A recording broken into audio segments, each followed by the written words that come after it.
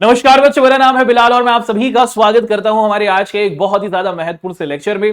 कक्षा 10वीं के प्यारे बच्चों के साथ बात करते हुए दोस्तों हम लोग आप सभी के सामने पेश करने जा रहे हैं अपना मास्टर 30 बैच का एक और बहुत ही ज्यादा महत्वपूर्ण अध्याय। जैसे कि आप सभी लोग पीछे देख ही पा रहे हैं, पीछे लिखा है कक्षा 10वीं यूपी बोर्ड। तो जो बच्चे अगर यूपी बोर्ड के नहीं है तो क्या वो इस क्लास को नहीं देखेंगे? नहीं भाई, ऐसा नहीं है। अगर आप बिहार बोर्ड के हैं, झारखंड बोर्ड के हैं, सीबीएसई बोर्ड के हैं, आप भारत के किसी भी हिंदी मीडियम स्टूडेंट बोर्ड के स्टूडेंट हैं, तो आप सभी के लिए ये क्लासेस पूरे तौर पर आप देखते हैं कि महत्वपूर्ण है। यहां पर यूपी बोर्ड लिखा है तो घबराने की आवश्यकता नहीं है। चलिए, आप सभी को पता है दोस्तों कि हम लोग आप सभी के साथ इस मास्टर 30 बैच के अंदर बहुत ही डिटेल्ड तरीके से हर चैप्टर के अंतर्गत मौजूद जो आपके 30 मोस्ट इंपॉर्टेंट क्वेश्चंस होते हैं उसको एक एक कर डिस्कस करते आ रहे हैं। और आज की हमारी ये जो क्लास होगी दोस्तों, उसके अंतर्गत हम लोग भूगोल या फिर जिसे हम लोग ज्योग्राफी के नाम से भी पुकारते हैं। आप क्या देखते हैं कि दोस्तों जो हमारा भूगोल या फिर जिसे हम लोग ज्योग्राफी के नाम से भी जानते हैं, उससे संबंधित हमारा एक लेक्चर होगा जिसको हम लोग डिस्कस करेंगे। चैप्टर का नाम आप देख पा रहे हैं, चैप्टर का नाम है जल संसाधन। और भूगोल में आपको ये चैप्टर देखने को मिलता है, काफी इंटरेस्टिंग अध्याय है और बहुत बार आपके पेपर में यहां से सवालों को पूछा गया है। स्टार्ट करते हैं, डिस्कशन करते हैं कि हमारी आज की इस क्लास में हम लोग पढ़ेंगे क्या। हमारी आज की इस क्लास में हम लोग इस चैप्टर से संबंधित आप देखते हैं कि लघु उत्तरीय प्रश्न, जिसे हम लोग शॉर्ट क्वेश्चंस के नाम से जानते हैं, उनको डिस्कस करेंगे। फिर इसी के साथ साथ हम लोग लॉन्ग क्वेश्चन, जिसे हम लोग दीर्घ उत्तरीय प्रश्न कहते हैं, वो देखेंगे। और उसी के साथ साथ फिर हम लोग एमसीक्यू के जो क्वेश्चंस होते हैं उसको डिस्कस करने वाले हैं। तो आपके पेपर के अंतर्गत आप देखते हैं कि लॉन्ग क्वेश्चंस हुए, शॉर्ट क्वेश्चंस हुए या फिर एमसीक्यू के जो सवाल हुए, इस चैप्टर से बहुत बार पूछे जाते हैं। एक एक कर हम लोग उसको बहुत अच्छे तरीके से समझते चलेंगे। स्टार्ट करते हैं दोस्तों। सबसे पहले यहां पर हमसे यह पूछा जा रहा है कि नीचे दी गई सूचना के आधार पर स्थितियों में जल की कमी से प्रभावित या फिर जल की कमी से अप्रभावित में वर्गीकृत कीजिए। तो यहां पर हमारे सामने कुछ सिचुएशंस दी गई हैं और हमसे पूछा जा रहा है कि वहां पर जल की कमी दिखेगी से वो प्रभावित है या फिर वो अधिक प्रभावित है। जहां पर अधिक वर्षा होगी या फिर अधिक वर्षा वाले क्षेत्र होंगे। दूसरा कह रहा है कि अधिक वर्षा वाले और अधिक जनसंख्या वाले क्षेत्र। तीसरा कह रहा है कि अधिक वर्षा परंतु आप देखते हैं कि अत्यधिक प्रदूषित क्षेत्र। चौथा कह रहा है कि कम वर्षा और कम जनसंख्या वाले क्षेत्र। तो हमको इन दोनों ये जो चार सिचुएशंस हमें दी गई हैं, इसके अंतर्गत हमें क्या करना है दोस्तों, इनको बांटना है। किसके आधार पर बांटना है? हमें बांटना है कि जल की कमी से प्रभावित कौन कौन सी सिचुएशंस होंगी और उसी के साथ साथ जल की कमी से अप्रभावित, कि जहां पर जल की कमी हमें नहीं दिखेगी। अब जहां पर आप लोग देखते हैं कि दोस्तों अधिक वर्षा है, अधिक वर्षा वाले क्षेत्र होंगे, तो क्या वहां पर हमें वो प्रभावित होते हुए दिखेंगे जल की कमी से अप्रभावित? तो जहां पर आप देखते हैं कि ज्यादा बारिश होगी, वो जल से बिल्कुल भी आपको प्रभावित होते हुए नहीं दिखेंगे। ठीक। और उसी के साथ साथ अगर हम लोग बात करते हैं दोस्तों कि जहां पर अधिक वर्षा हो रही है और अधिक जनसंख्या रहती है, तो अगर ज्यादा लोग रहते हैं और ज्यादा बारिश हो रही है तो भी वो आपको दिखता है कि उससे प्रभावित होते हुए नहीं दिखेंगे। उसी के साथ अगर अधिक वर्षा हो रही है, ज्यादा बारिश हो रही है, परंतु अत्यधिक प्रदूषण वाला क्षेत्र है दोस्तों, कि बारिश बहुत ज्यादा है लेकिन पानी का जो जल है वो दूषित है, तो वहां पर भी हम देखते हैं कि हमें पानी की कमी होती हुई नहीं दिखेगी, क्योंकि पानी को स्वच्छ किया जा सकता है। लेकिन अगर आप देखें कि कोई ऐसा क्षेत्र है जहां पर पानी की वर्ष कम हो रही है, जहां पर बारिश कम हो रही है और कम जनसंख्या वाला क्षेत्र है, एक ऐसा इलाका जहां बारिश कम हो रही है और उसी के साथ साथ जहां पर कम जनसंख्या है, तो वो पानी की कमी से हमें क्या दिखेगा दोस्तों? प्रभावित क्षेत्र दिखेगा। तो जो हमारा घ ऑप्शन है, आप देखते हैं कि वहां पर हमें जल की कमी देखने को मिलेगी। अगला सवाल है और काफी जबरदस्त तरीके से हम देखते हैं कि प्रश्न हमारे सामने उपस्थित हुआ है। हम देख पा रहे हैं कि निम्न में से कौन सा वक्तव्य बहुउद्देश्य नदी परियोजनाओं के पक्ष में हमें क्या देता है दोस्तों, कि बहुत अच्छे तरीके से पूरा आंसर देता हुआ दिखता है। ठीक है। और यहां पर हमसे पूछा जा रहा है कि निम्नलिखित में से वो कौन सा तर्क है जहां पर हम लोग बहुउद्देश्य नदी परियोजनाओं के पक्ष में सही बात नहीं दिखती है। सबसे पहले यही समझना हमारे लिए जरूरी है कि ये बहुउद्देश्य परियोजना आखिर होती क्या है ना दोस्तों? बहुउद्देश्य परियोजना का मतलब होता है कि जब आप अपनी नदी पर बांध बना लेते हैं। बांध का मतलब क्या होता है कि आपकी नदी है, उस नदी पर आपने क्या किया दोस्तों? एक दीवार बना ली, और इस दीवार की वजह से आप देखते हैं कि जो नदी का पानी था ना, उसको आप लोग क्या कर लेते हैं दोस्तों? एक तरीके से रोक लेते हैं या फिर बांध देते हैं, और उसी को हम लोग बांध या फिर डैम के नाम से पुकारते हैं। और इसके जरिए हम लोग अलग अलग काम करते हैं। इससे बिजली बनाई जाती है, इससे बाढ़ को रोका जाता है, इससे सिंचाई की जाती है। इसीलिए इसे बहुउद्देश्य परियोजना के नाम से जाना जाता है, क्योंकि इसका एक उद्देश्य नहीं है, इसके बहुत सारे उद्देश्य होते हैं। यहां पर बांध के बारे में अलग अलग जानकारियां लिखी हैं, जिनमें से एक जानकारी सही नहीं है, उसको हमें ढूंढना है। तो सबसे पहला ऑप्शन है कि बहुउद्देश्य परियोजनाएं उन क्षेत्रों में जल लाती हैं जहां पानी की कमी होती है। जी हां, बांध बनाकर हम लोग उन इलाकों में पानी पहुंचा सकते हैं जहां पानी की कमी है, बिल्कुल सही बात है। दूसरा है कि बहुउद्देश्य परियोजनाएं जल को बहाव को नियंत्रित करती हैं, कि आपकी नदी में जो जल का बहाव है, अगर बहुत ज्यादा पानी आ जाता है तो हम पानी को रोक सकते हैं, जिससे बाढ़ पर नियंत्रण किया जा सकता है, बिल्कुल सही बात है। और हमारा घ ऑप्शन कह रहा है कि बहुउद्देश्य परियोजनाओं से वृहद स्तर पर विस्थापन होता है और आजीविका खत्म होती है। कि जो बहुउद्देश्य परियोजना है, जब किसी नदी पर बांध को बनाया जाता है तो उस नदी के आसपास रहने वाले लोगों को बड़े स्तर पर हटा दिया जाता है, लोगों के काम धंधे छिन जाते हैं। तो ये एक सही तर्क नहीं है। बड़े स्तर पर हम देखते हैं कि ऐसा नहीं होता, बहुत आप देखते हैं कि सामान्य स्तर पर लोगों को विस्थापित किया जाता है। ये जो घ ऑप्शन है दोस्तों, आप देखते हैं कि पूरे तौर पर सही नहीं है। क्या बहुउद्देश्य परियोजनाओं से बिजली बनाई जाती है? हाँ, ये वाली बात बिल्कुल सही है। तो जो बात सही नहीं थी वो हमें ढूंढनी थी और वो हमने ढूंढ ली। बढ़ते हैं आगे, अगला सवाल आप सभी के सामने है। यहां पर पूछा जा रहा है कि भारत की विश्व वृष्टि मात्रा का कितना प्रतिशत आप देखते हैं कि जल की प्राप्ति होती है। तो दुनिया के अंतर्गत आप लोग देखते हैं कि हमें बारिश होते हुए दिखती है, और दुनिया में जितनी बारिश होती है उसका लगभग 4% हम देखते हैं कि हमारे प्यारे भारतवर्ष के अंतर्गत उतनी बारिश हमें देखने को मिलती है। आकार के हिसाब से भारत दुनिया का 7वां सबसे बड़ा देश है दोस्तों, और जनसंख्या के हिसाब से अगर हम लोग साल 2023 के अंतर्गत देखें तो हम लोग भैया दुनिया में सबसे आगे बढ़ चुके हैं। भारत के लोगों ने, आप देखते हैं कि चीन को भी पीछे छोड़ दिया। तो जनसंख्या सबसे ज्यादा है, आकार के हिसाब से हम दुनिया के 7वें नंबर पर आने वाला देश है। लेकिन आप देखते हैं कि हमारे देश में जितनी ज्यादा मात्रा में बारिश होनी चाहिए उतनी नहीं है, मात्र 4% के करीब आपको होती हुई दिख रही है। अगला सवाल है कि विश्व में सर्वाधिक वर्षा किस क्षेत्र के अंतर्गत होती है। ठीक है, अब दुनिया में सबसे ज्यादा बारिश किस क्षेत्र के अंतर्गत होती हुई दिखती है? और जब भी हम लोग बारिश का मापन करते हैं दोस्तों, तो बारिश को हमेशा हम लोग सेंटीमीटर में नापते हैं, है ना। और हम क्या देखते हैं कि दुनिया में एक क्षेत्र है जहां पर आप लोग देखते हैं कि 800 से 1000 सेंटीमीटर के आसपास बारिश एक साल के अंतर्गत इस क्षेत्र में होती है। और ये जो क्षेत्र है दोस्तों, ये हमें कहां दिखता है? ये हमें भारत के मेघालय राज्य के अंतर्गत दिखता है। ये जो हमारा मेघालय राज्य है ना, मेघालय का मतलब क्या है दोस्तों? अगर आप लोग ध्यान से देखें, मेघ का मतलब क्या होता है? मेघ का मतलब होता है बादल। तो आपको इससे याद रखना है, ठीक है। तो भारत का जो मेघालय राज्य है वहां पर एक क्षेत्र पड़ता है जिसका नाम है मौसिन राम। इस मौसिन राम नामक क्षेत्र में हम देखते हैं कि साल के, आप देखते हैं 365 दिन, दिन के 24 घंटे में हम देखते हैं कि बारिश होती रहती है। और बहुत बड़े स्तर पर आप देखते हैं कि यहाँ पर बारिश होती है, जिसे हम लोग मौसिन राम के नाम से पुकारते हैं। अच्छा, बारिश यहाँ पर क्यों होती है ये भी जान लेते हैं। बेसिकली होता क्या है कि भारत के अंतर्गत अगर हम लोग देखें तो यहाँ पर हमें क्या दिखता है दोस्तों? अगर हम लोग भारत के मानचित्र को देखते हैं तो यहाँ पर हमें दिखती है हमारी बंगाल की खाड़ी, ठीक है। और वहीं अगर हम लोग दूसरी तरफ देखें दोस्तों, तो हमें क्या देखने को मिलता है? यहां पर हमें दिखता है अरब सागर, है ना। यहां पर हमें अरब सागर देखने को मिलता है। अब होता क्या है कि जो हमारी बारिश वाले बादल होते हैं ना, वो क्या करते हैं दोस्तों? आपको दिखता है कि वो बंगाल की खाड़ी की तरफ से भी चलते हैं भारत में बारिश कराने के लिए, और अरब सागर से भी आपको आते हुए दिखते हैं। अब होता क्या है कि जो बंगाल की खाड़ी से चलने वाले हमारे बादल होते हैं, ये पहुंच जाते हैं मेघालय में। और मेघालय के अंतर्गत आप लोग क्या देखते हैं दोस्तों? बहुत बड़ी बड़ी हिमालय की पहाड़ियां हैं, जिन्हें क्या कहा जाता है? जिन्हें कहा जाता है खासो, गारो, ठीक है। ये पहाड़ियों के नाम है, ठीक है दोस्तों। तो इन्हीं पहाड़ियों में, है ना, आप देखते हैं कि जो ये बादल होते हैं बारिश वाले, वो इन पहाड़ियों के अंतर्गत आप लोग देखते हैं कि अटक जाते हैं, वो आगे नहीं जा पाते हैं। और इसी वजह से, क्योंकि उनमें पानी होता है और वो आगे नहीं जा पाते हैं, इन बादलों में, ये जो बादल होते हैं इन पहाड़ियों में फंस जाते हैं। और इसी वजह से आप देखते हैं कि बादल आते रहते हैं, यहाँ पर फंसते रहते हैं, और पानी यहाँ पर लगातार आप देखते हैं कि बारिश होती रहती है। तो खासो गारो की जो पहाड़ियां हैं, वो मुख्य तौर पर आप देखते हैं कि मेघालय के मौसिन राम नामक इलाके में बारिश को कराते हुए हमें दिखती हैं। ऑप्शन ए हमारा बिल्कुल सही बन रहा है। अगला सवाल है, पूछा जा रहा है कि भारत की सबसे पहली नदी घाटी परियोजना किस नदी पर बनाई गई है। तो अगर हम लोग भारत की सबसे पहली नदी घाटी परियोजना, देखिए इसको 3 नामों से पुकारा जा रहा है। इसको हम लोग नदी घाटी परियोजना कह रहे हैं, इसी के साथ साथ हम लोग इसे और नाम से भी पुकार रहे हैं, जिसे हम लोग बहुउद्देश्य परियोजना के नाम से भी पुकार रहे हैं, है ना। क्या कहा जा रहा है दोस्तों? बहुउद्देश्य परियोजना भी इसको कहा जा रहा है। और उसी के साथ साथ हम लोग इसको सिंपल भाषा में किस नाम से पुकार रहे हैं? इसको हम लोग बांध के नाम से पुकार रहे हैं। तो भारत के अंदर अगर हम लोग देखें कि सबसे पहले जो एक नदी पर हमने बांध बनाया दोस्तों, वो क्या है दोस्तों? हमारी जो दामोदर घाटी परियोजना है। ये क्या है दोस्तों? आप देखते हैं कि सबसे पहला भारत के अंदर बनी हमारी नदी घाटी परियोजना है, जिसके जरिए हम लोग बिजली बनाने की या फिर और चीजों को बनाने की कोशिश करते हुए दिखते हैं। अगला सवाल पूछा जा रहा है कि बहुउद्देश्य परियोजनाओं को किसने आधुनिक भारत का मंदिर कहा है। बहुत अच्छा सवाल है।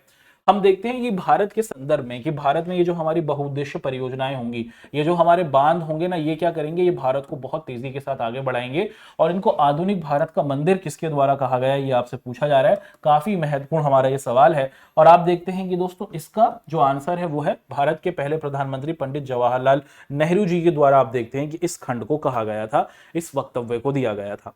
अगला है कि जो हमारा ये टिहरी बांध है वो किस राज्य के अंतर्गत देखने को मिलता है। तो जो हमारा ये टिहरी बांध है, ये आप देखते हैं कि जो हमारा उत्तराखंड राज्य है ना, वहां पर हमें देखने को मिलता है।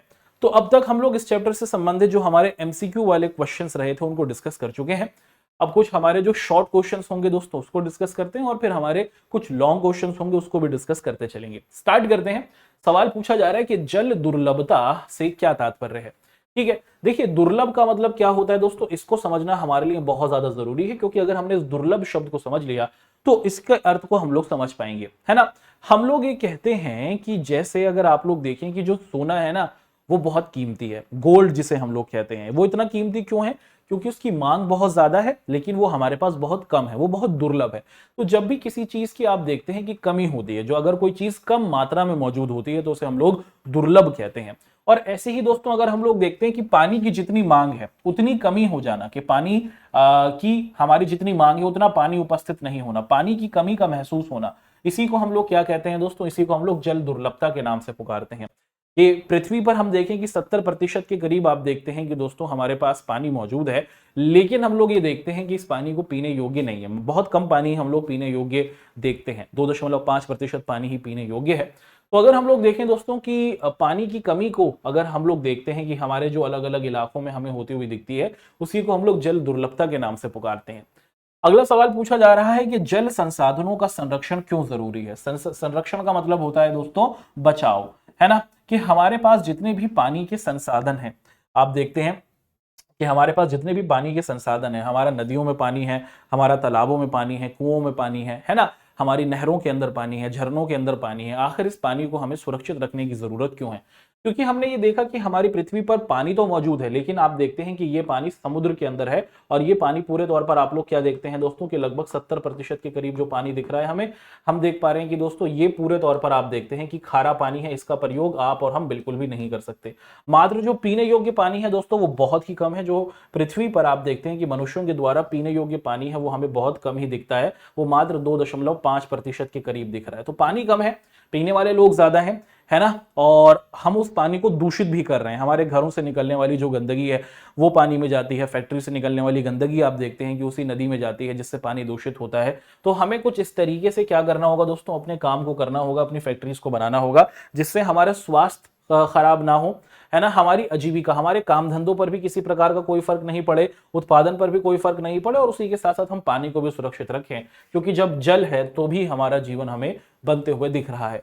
अगला सवाल दोस्तों पूछा जा रहा है कि नर्मदा बचाओ आंदोलन क्यों चलाया गया था। तो भारत के अंदर आप लोग देखते हैं कि दोस्तों एक नदी है जो हमें भारत के अंतर्गत अगर हम लोग देखें, जो हमारा गुजरात राज्य है वहां पर देखने को मिलती है, और इस नदी का नाम क्या है दोस्तों, इस नदी का नाम है नर्मदा नदी। और हुआ क्या था दोस्तों, आप देखते हैं कि इस नर्मदा नदी के ऊपर एक बांध बनाने की बात की गई, और इस बांध को हम लोग किस नाम से जानते हैं, इस बांध को हम लोग सरदार सरोवर बांध के नाम से पुकारते हैं। ठीक है, सरदार पटेल के नाम से आप देखते हैं कि ये बांध बनाया जा रहा था। तो ये जो सरदार सरोवर बांध है आप देखते हैं कि इसको नर्मदा नदी पर बनाया गया। अब जब इस पे बनाया गया ना, तो आप देखते हैं कि इस बांध के बनने की वजह से जो बहुत से लोग थे जो इस नदी के पास रहते थे उनको हटाया गया, और इस नदी के आसपास मौजूद जो बहुत सारे जानवर थे, जो जलीय जानवर थे जो नदी में रहते थे, वो भी इससे प्रभावित हुए बांध बनने की वजह से। तो इसीलिए इस नदी पर बांध को बनाने से रोकने के लिए आप देखते हैं कि नर्मदा बचाओ आंदोलन को शुरू किया गया था, जिसमें वहां के किसान, वहां के जनजातीय समूह यानी कि आदिवासी लोग, बहुत सारे पर्यावरण के कार्यकर्ताओं ने इसमें भाग लिया, और ये लोग चाहते थे कि क्या किया जाए, ये जो सरदार सरोवर बांध बनाया जा रहा है ना नर्मदा नदी पर, इसको रोका जाए। क्या ये सफल हुए? नहीं, ये सफल नहीं हुए। नर्मदा नदी पर बांध बना, लेकिन जिन लोगों को विस्थापित, जिन लोगों को हटाया गया, किसी नई जगह पर भेजा गया, उनको सही आप देखते हैं कि घर प्रोवाइड करने की कोशिश सरकार के द्वारा की गई। अगला सवाल है कि पलार पानी किसे कहा जाता है। ठीक है, बहुत अच्छा सवाल है।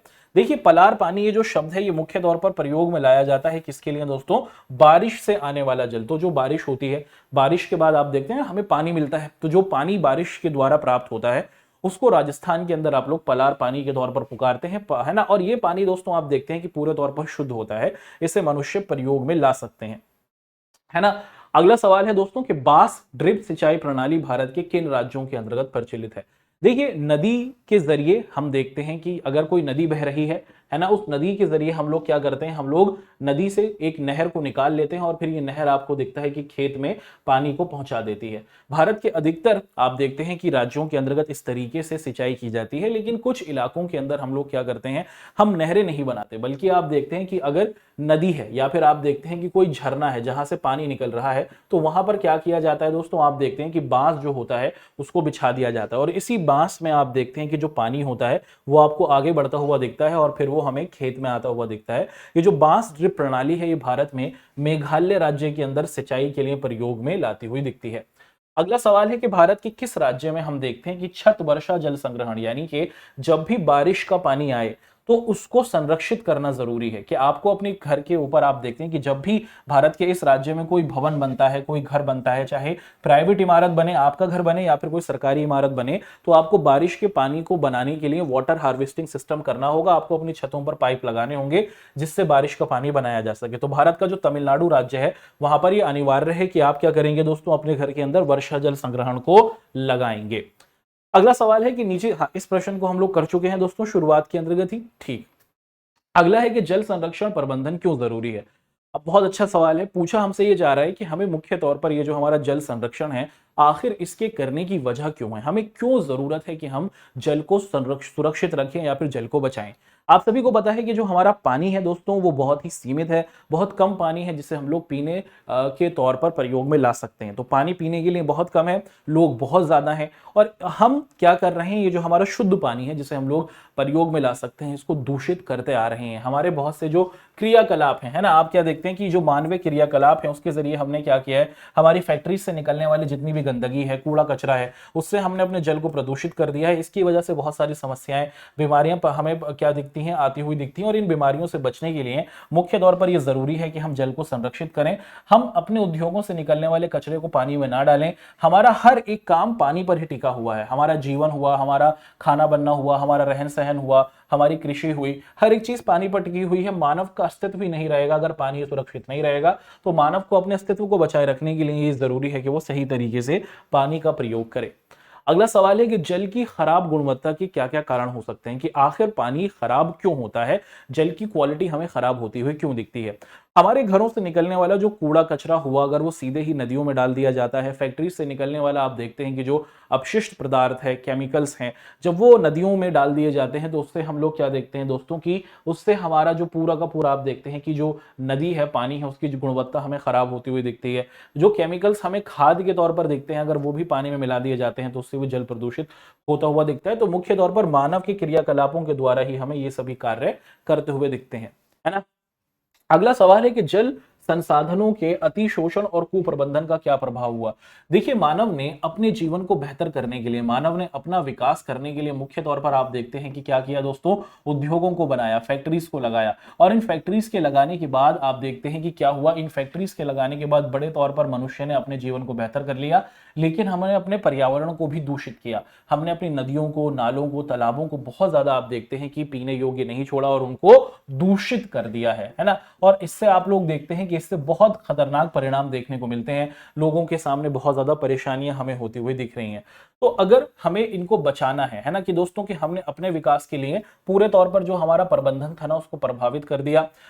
मुख्य तौर पर जो फैक्ट्री से निकलने वाली गंदगी है वो हमने क्या देखा दोस्तों, कि निरंतर ऐसे काम करते चले गए जिससे हमने अपने जल को दूषित किया है, जिससे मानव का जो जीवन है वो हमें पूरे तौर पर संकट में आता हुआ दिख रहा है। लोग बीमार पड़ रहे हैं, हमने जल को दूषित कर दिया है। ये जल ही नहीं होगा तो हम लोग किसी भी प्रकार का कोई भी क्रियाकलाप नहीं कर सकेंगे।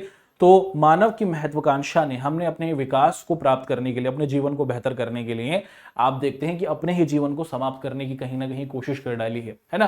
तो मानव ने अपने विकास को बेहतर करने के लिए फैक्ट्रियां लगाई, लेकिन इन फैक्ट्रियों की वजह से हमारा जीवन तो बेहतर हुआ लेकिन पानी दूषित हो गया। पानी के दूषित हो जाने की वजह से बहुत सारी समस्याएं हमें दिखी, बीमारियां आती हुई दिखी, लोगों के आप देखते हैं कि बहुत सारी परेशानियां होती हुई दिखी, जिससे मानव का जीवन हमें खतरे में आता हुआ दिखा। अगला सवाल है कि खादीन और जोहड़ से आप लोग क्या समझते हैं? बहुत महत्वपूर्ण सवाल है। बहुत बार आपके पेपर के अंतर्गत आप लोग देखते हैं कि पूछा जाता है। तो मुख्य तौर पर ये जो खादीन है और ये जो जोहड़ है दोस्तों, आप देखते हैं कि जो हमारा राजस्थान का इलाका है, अगर हम लोग भारत के मानचित्र को देखें, ये जो हमारा राजस्थान का इलाका है और राजस्थान में भी जो रेगिस्तानी इलाका है, पश्चिमी राजस्थान का इलाका है, जैसलमेर के आसपास का, वहां पर हम लोग देखते हैं कि लोग पानी को सुरक्षित रखने के लिए या तो खादीन को बनाते हैं या फिर आप लोग देखते हैं कि जोहड़ को बनाया जाता है। तो मुख्य तौर पर आप लोग देखते हैं कि जो वर्षा का जल है, बारिश का जो पानी है, उसको एक गड्ढे में एकत्रित किया जाता है और उसके बाद फिर इसके जरिए सिंचाई की जाती है या फिर पीने के लिए इस पानी का प्रयोग किया जाता है। और राजस्थान के जैसलमेर जिले में, बीकानेर जिले में आप लोग देखते हैं कि खादीन और दूसरे क्षेत्रों में क्या किया जाता है, जोहड़ को खेती के तौर पर प्रयोग में लाया जाता है। तो ये दोनों ही आप देखते हैं कि बारिश के पानी को संरक्षित करने के तरीके हैं। बहुत बड़ा गड्ढा होता है, ऊपर से कवर होता है, बारिश का पानी उसमें आ जाता है और उसके बाद आप देखते हैं कि उस बारिश के पानी को फिर खेती के लिए या फिर मनुष्य अपने और जरूरतों को पूरा करने के लिए प्रयोग में लाता है। अगला सवाल है कि जल दुर्लभता क्या है और इसके क्या महत्वपूर्ण कारण है। एक बहुत ही डिटेल्ड एनालिसिस वाला क्वेश्चन हमारे सामने यहां पर हमें आता हुआ दिखता है। हम देखते हैं कि जल दुर्लभता से क्या तात्पर्य है दोस्तों, इसको हम लोग यहां पर समझने की कोशिश करते हैं। देखिए, जल दुर्लभता का मतलब क्या हुआ दोस्तों, कि पानी की जितनी आवश्यकता है, पानी का जितनी जितनी मांग है पानी की, उसमें कमी आ जाना है ना। पानी की कमी को महसूस करना ही हम लोग जल दुर्लभता के नाम से जानते हैं। और इसके पीछे वजह क्या है, बढ़ती हुई जनसंख्या।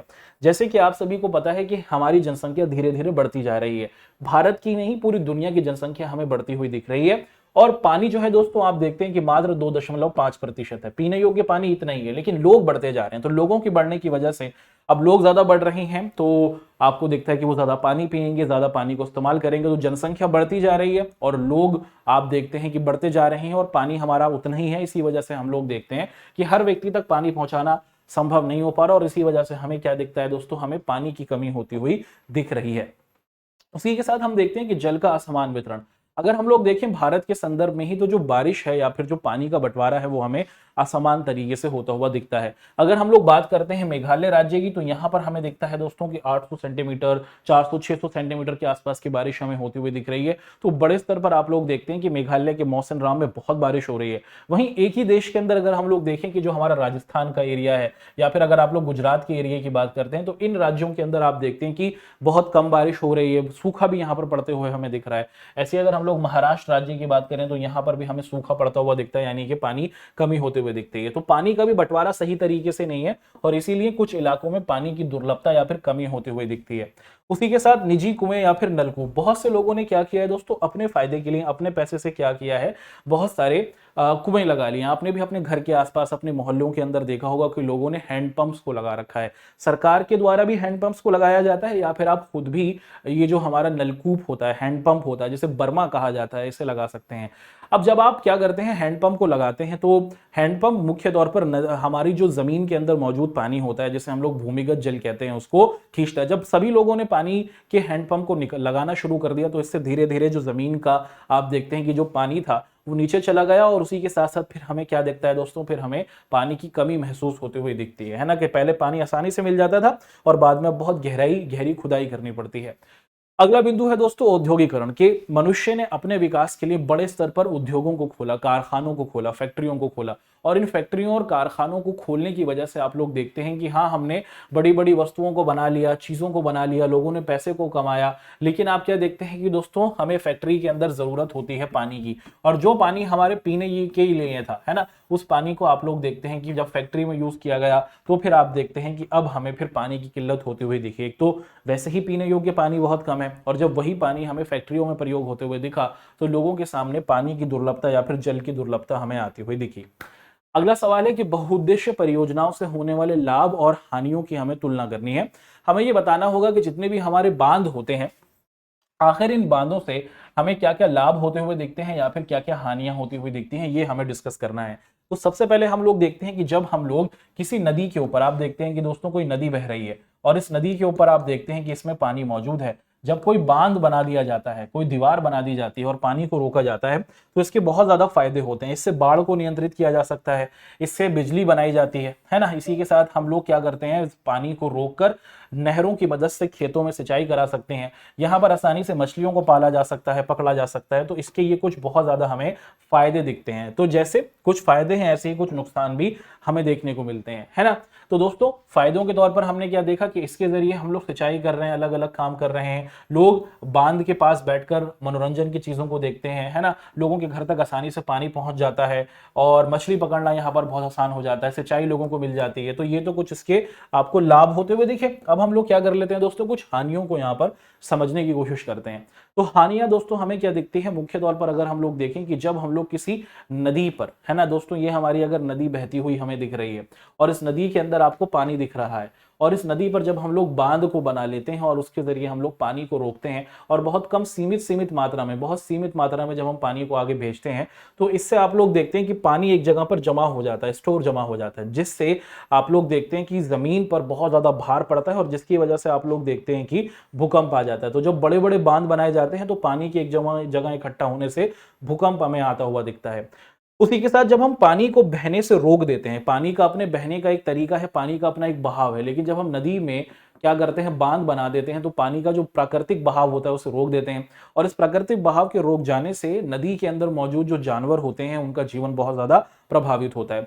जब पूरी नदी थी, खुली थी, तो वो आसानी से कहीं से भी अपने भोजन को प्राप्त कर पाते थे, लेकिन अब उनकी नदी बहुत छोटी हो जाती है, तो अब उनका जो भोजन प्राप्त करने का आप देखते हैं कि जगह होती है वो बहुत कम हमें होती हुई दिखती है ना। उसी के साथ जब किसी नदी पर आप देखते हैं कि बांध को बनाया जाता है, तो वहां पर जो लोग होते हैं उनको विस्थापित करना पड़ जाता है ना। तो ये कुछ ऐसी समस्या है दोस्तों कि उन लोगों को अपने अपने घर बार को छोड़ना पड़ता है। तो बांध के कुछ फायदे भी हैं, वहीं हमें कुछ नुकसान भी देखने को बड़े स्तर पर मिलते हैं। अगला सवाल है कि व्याख्या कीजिए कि जल किस प्रकार एक नवीकरणीय योग्य संसाधन है। देखिए, नवीकरणीय योग्य संसाधन का मतलब होता है ऐसा हमारा संसाधन कि जिसका प्रयोग हमने एक बार किया, अपितु हम लोग उसका प्रयोग बार बार, बहुत बार कर सकते हैं। ऐसे हमारे संसाधन जिनका प्रयोग हमने एक बार किया मगर बार बार प्रयोग किया जा सकता है। तो अगर आप लोग देखें दोस्तों कि जल जो है वो पूरे तौर पर एक नवीकरणीय योग्य संसाधन है कि हमने अगर पानी का एक बार प्रयोग किया, आपने पानी से मुंह धोया साबुन लगाकर, वो साबुन लगा पानी चला गया नाली में, फिर नाली के बाद आप देखते हैं कि वो गटर में गया, फिर गटर से आप लोग देखते हैं कि फिर वो गटर से उसको स्वच्छ किया जाता है ना, उसको रिफाइन किया जाता है जो हमारे सुवेज प्लांट होते हैं उसके अंदर, और फिर वही पानी आप देखते हैं कि आपके घर में आता है ना। तो आप देखते हैं कि पानी को हम लोग शुद्ध करते रहते हैं। हमारे घरेलू कामकाज के बाद आप देखते हैं कि जो दूषित जल होता है उसे स्वच्छ किया जाता है और बार बार हम इसका प्रयोग करते रहते हैं, और इसी वजह से हमारा जो ये जल है ये एक नवीकरणीय योग्य संसाधन है। अगला सवाल है कि मिट्टी के लवणीकरण का क्या कारण है, इसके प्रभावों को आपको बताना है। तो मुख्य तौर पर अगर आप लोग देखिए दोस्तों की सिंचाई के लिए, कि जब हम लोग खेती के लिए अपनी सिंचाई को प्रयोग में लाते हैं, तो इसके लिए हम लोग देखते हैं कि दोस्तों कि जहां पर हमारे किसान होते हैं उनको बहुत अच्छी मात्रा में पानी की जरूरत होती है, ठीक है। और अगर पानी मिलेगा तो अच्छी मात्रा में हम लोग क्या कर सकते हैं, ज्यादा उत्पादन हमें करता हुआ दिखता है। लेकिन अगर मिट्टी के अंदर हमें क्या दिखता है दोस्तों, लवण की मात्रा जो होती है वो हमें ज्यादा दिखने लग जाती है, तो उसके दुष्परिणाम भी हमें देखने को मिलते हैं। अगर मिट्टी के अंदर आप देखते हैं कि लवण की मात्रा ज्यादा होती हुई दिख जाती है, जो भूमि होती है वो आपको क्या दिखता है दोस्तों कि उसके अंदर जो उत्पादकता होती है ना वो हमें कम होती हुई दिखती है, और जो व्यक्ति होता है उसे अपने जीवन को क्या करना पड़ जाता है, उसे अपनी जमीन भी बेचनी पड़ जाती है। तो ये एक दुष्परिणाम हमें देखने को मिलता है कि अगर ज्यादा लवणता होगी तो ज्यादा उत्पादन हमें होता हुआ नहीं दिखेगा, है ना। तो यहां तक तो दोस्तों हमने आप सभी के साथ अपनी ये जो क्लास रही उसके जो हमारे लॉन्ग क्वेश्चंस रहे थे उसको एक एक कर डिस्कस किया है। अब आगे बढ़ना शुरू करते हैं दोस्तों, और यहां पर हम लोग आप सभी के साथ ये जो हमारा बांस ड्रिप सिंचाई प्रणाली है, ये कुछ एमसीक्यू के क्वेश्चन है उसे देख लेते हैं। ये जो हमारी बांस ड्रिप सिंचाई प्रणाली है, आप सभी को पता है कि भारत के मेघालय राज्य के अंतर्गत बड़े स्तर पर की जाती है, और यहां पर इसका उत्पादन हम करते हुए देखते हैं। अगला सवाल है, पूछा जा रहा है कि नर्मदा बचाओ आंदोलन तथा टिहरी बचाओ आंदोलन या फिर टिहरीवाद आंदोलन सामाजिक आंदोलन थे या किस प्रकार के आंदोलन थे। ये परंपरागत बांध को बचाने के लिए थे, ये बहुउद्देशीय परियोजनाओं से संबंधित थे, ए और बी। तो बेसिकली हम लोग देखते हैं कि टिहरी जो है, टिहरी बांध को बनाया जा रहा था तो उससे संबंधित भी लोगों ने आंदोलन किया था। और नर्मदा जो बांध था, नर्मदा नदी पर जो सरदार सरोवर बांध बनाया जा रहा था, तो उसको बनाने के लिए भी लोगों ने विरोध किया था। तो ये आप देखते हैं कि ये बहुउद्देश्य परियोजनाएं थी। ये आप देखते हैं कि इसके जरिए मुख्य तौर पर बिजली बनाने का काम होगा, बांध के जरिए बिजली बनाई जाएगी, बाढ़ को रोका जाएगा। और बांध था दोस्तों ये परंपरागत तरीके से बांध ही बनाया जा रहा था, जिसके जरिए बहुत सारे काम हो रहे थे। तो ए और बी हमारा बिल्कुल सही ऑप्शन है कि इन दोनों के जरिए ये एक बांध था जिससे बहुत सारे काम होते हुए दिख रहे थे। बिजली बनाई जा रही थी, उसी के साथ बाढ़ को रोका जा रहा था, लोगों के घर तक पानी पहुंचाने की बात हो रही थी। ऑप्शन सी बिल्कुल सही बनता है। अगला सवाल है कि सरदार सरोवर बांध इनमें से कौन सी नदी पर बनाया गया था। तो ये जो हमारा सरदार सरोवर बांध है दोस्तों, आप लोग देखते हैं कि जो हमारा एक गुजरात राज्य है वहां पर आप लोग देखते हैं कि जो हमारी नर्मदा नदी है वहां पर आप देखते हैं कि बनाया जा रहा था। ऑप्शन ए हमारा बिल्कुल सही बनता है। अगला सवाल है कि उस राज्य का नाम बताइए जहां लगभग घरों में टांका प्रणाली का पालन किया जाता है। तो भारत में ऐसा कौन सा राज्य है जहां पर आप लोग देखते हैं कि बहुत कम बारिश होती है, और बारिश इस क्षेत्र में बहुत कम होती है, और वहां पर लोग क्या करते हैं, पानी को सुरक्षित रखने के लिए मुख्य तौर पर क्या करते हैं दोस्तों, एक प्रकार से गड्ढा बना लेते हैं, उस गड्ढे में बारिश का पानी जमा होता है, जिसे टांका प्रणाली कहा जाता है। 4 ऑप्शंस आपके सामने है, आपको कमेंट करके बताना है कि इनमें से वो कौन सा राज्य है जहां पर हमें टांका प्रणाली देखने को मिलती है। 4 ऑप्शंस में से सही ऑप्शन को आपको बता देना है। अगला सवाल है कि सिंचाई ने किन क्षेत्रों के सफल पैटर्न को भी बदल दिया है जिसमें किसान जल ग्रहण और व्यावसायिक फसलों की ओर बढ़ रहे हैं। इसका मिट्टी के डैश जैसे महान परिस्थिति परिणाम हमें देखने को मिल रहा है। तो हम लोग देखते हैं कि सिंचाई की वजह से जो फसल को उगाने का पैटर्न था ना, वो हमें बदलता हुआ दिख रहा है, जिसके अंतर्गत किसान जल गहन और व्यावसायिक फसलों की, अब किसान ऐसी फसलों को उगाना चाहते हैं जिसके अंदर आपको दिखता है कि उनको ज्यादा से ज्यादा फायदा होते हुए हमें दिख रहा है ना। तो इसका मिट्टी के डैश जैसे महान परिस्थिति परिणाम है। तो हम लोग देखते हैं कि दोस्तों की बड़े स्तर पर हमारी मिट्टी के अंदर लवणता बढ़ती जा रही है, और इसी वजह से हम लोग देखते हैं कि जो हमारे किसान भाई हैं वो क्या कर रहे हैं दोस्तों की ऐसी फसलों की तरफ जा रहे हैं जिसमें कम पानी लगे और ज्यादा उत्पादन किया जा सके, है ना। और दोस्तों यहाँ पर हमने क्या किया है, आप सभी के साथ जो हमारा ये प्रश्न रहा है उसको बहुत अच्छे तरीके से आपके साथ डिस्कस किया है। 30 जो हमारे क्वेश्चंस रहे थे इस चैप्टर से संबंधित उनको आपके सामने रखा है। आशा है कि ये सभी प्रश्न आप सभी की समझ में आए होंगे। अब हम लोग क्या करते हैं दोस्तों, ये जो हमारा जल संसाधन वाला चैप्टर रहा था, इसकी पूरे के पूरे क्वेश्चंस को हमने डिस्कस किया है। इसकी जो डिटेल्ड चैप्टर को अगर आपको समझना है तो आप हमारी समरी सीरीज को देख सकते हैं जो यूट्यूब पर उपस्थित है। इसी आशा और उम्मीद के साथ कि आप लोगों से मुलाकात होगी अपनी नेक्स्ट क्लास में। मैं आप लोगों से लेता हूं विदा। आप लोग अपना ध्यान रखें। आपका हमारे साथ जुड़ने के लिए बहुत बहुत शुक्रिया, धन्यवाद।